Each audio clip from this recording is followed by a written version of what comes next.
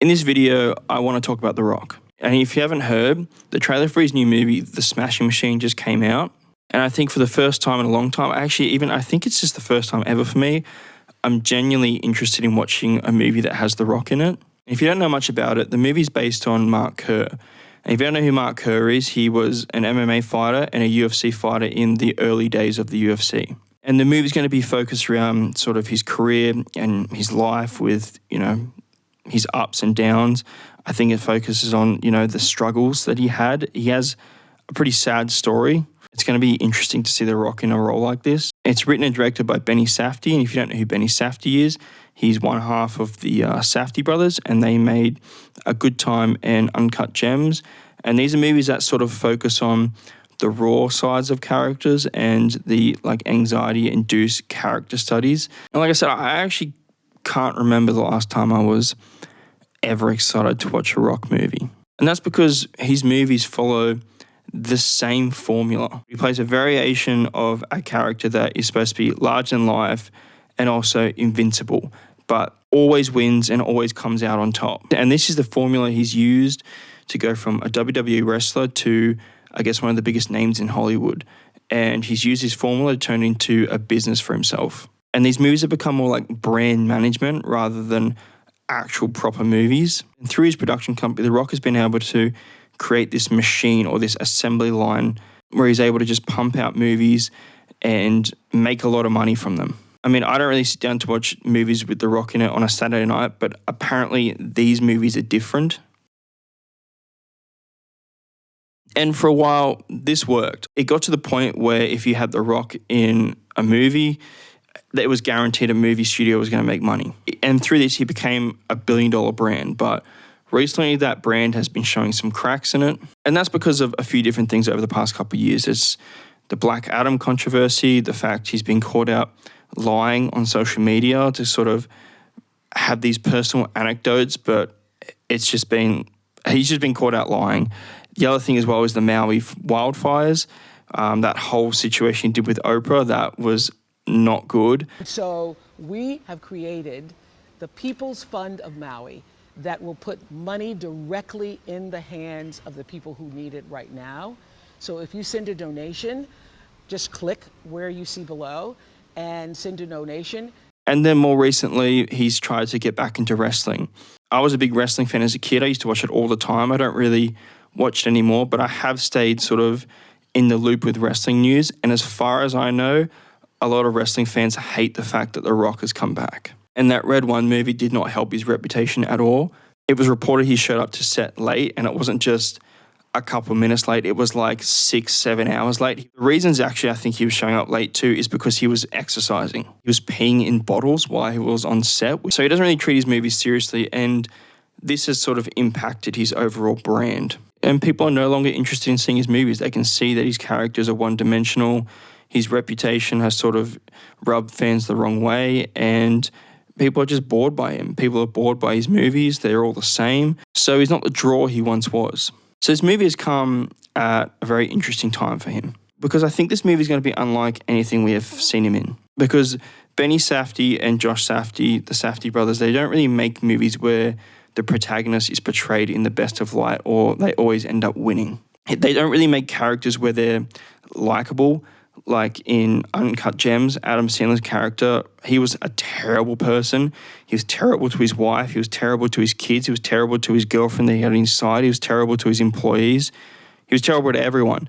And that's just because he had a gambling addiction and he didn't care. He was just trying to keep himself above financial debt.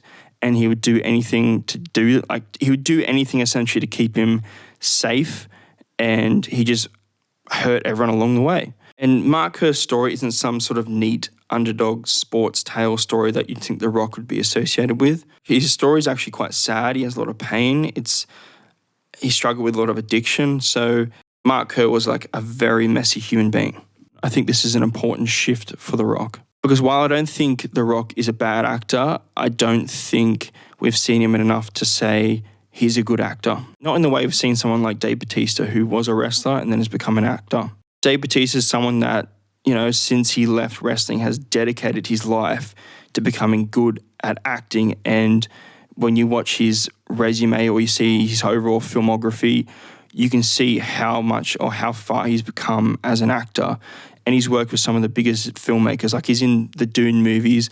Just that 10-minute scene where he was playing Sapor in Blade Runner. He's creeping the shit.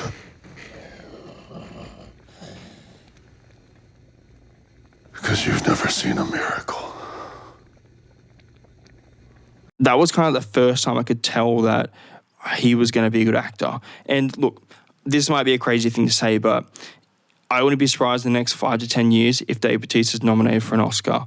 I've actually loved watching his movies and watch him grow as an actor since he left wrestling. Because this Dave Bautista is starting to work with some of the most respected filmmakers like Rian Johnson and Denis Villeneuve. And if you look at The Rock, he hasn't. He's just starred in generic action movies. But The Rock did make a movie called Faster.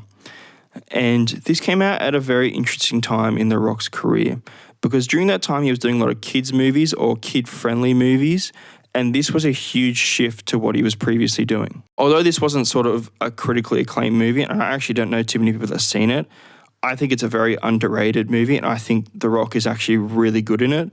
But this was a movie that was kind of different to what he'd previously played. This was a more stripped-back, grounded character that was deeply flawed. Although I wouldn't say The Rock's character was the villain of this movie, he wasn't exactly a good person because he didn't have this invincible savior complex, or he wasn't the hero of the movie.